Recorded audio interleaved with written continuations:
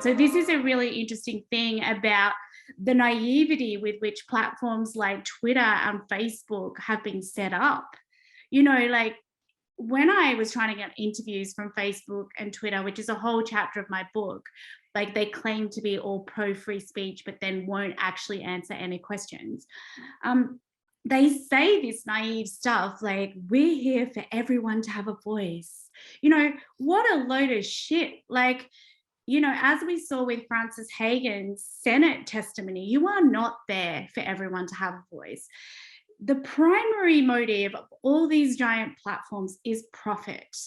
And therefore, they will turn a blind eye or even make it easier for extremism to flourish on their platform. They target children with ads promoting anorexia and so forth because they want the money. And the fact of the matter is, like, if, say, someone's piling onto you, or let's say you say something about Kashmir in India and you've got thousands of people piling onto you with cyber hate, guess what?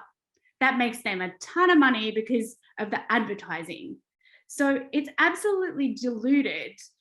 This report came out from the Pew Center, I think, maybe it was 2018, and 1,500 and something international experts on IT were canvassed, and over and over and over again, they were saying the motive is profit, the motive is profit. So therefore, these companies need to be reined in. This is absolutely like what Teddy Roosevelt did in the 1800s with big oil and big gas. They were damaging the community, and therefore those companies were legislated against.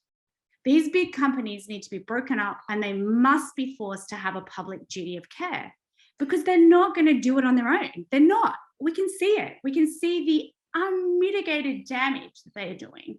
I mean, imagine how much, like, during the kind of like tremendous rise of trolling and political divide worldwide, we're seeing like a rise of fascism. We're seeing, so much division everywhere.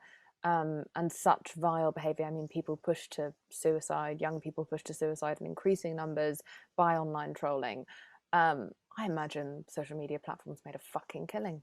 We were all at home, absolutely, and they're still doing it. And really, the only time I've seen it, I think it's important that there is a crackdown on COVID misinformation, of course, but this is the first time I've ever seen them kind of take really aggressive action, is when someone puts public misinformation, COVID misinformation out.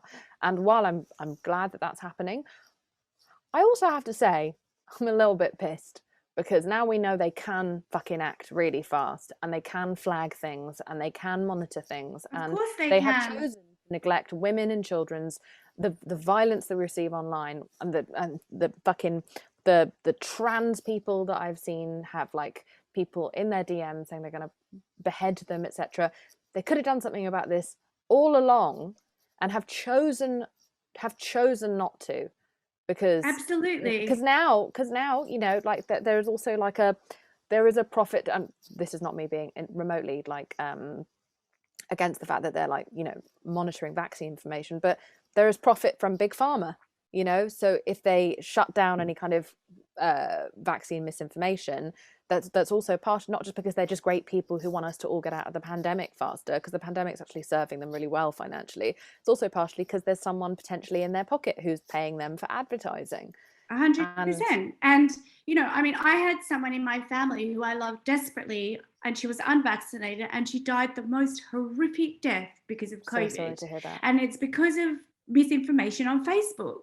And the thing is, like, we shouldn't be so naive about this. Like, they've had since 2006, they've been bleating about fixing this, and they haven't.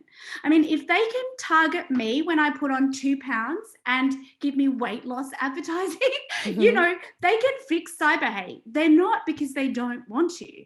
Like, they have user bases bigger than China and India put together. They are nation states with unmitigated power.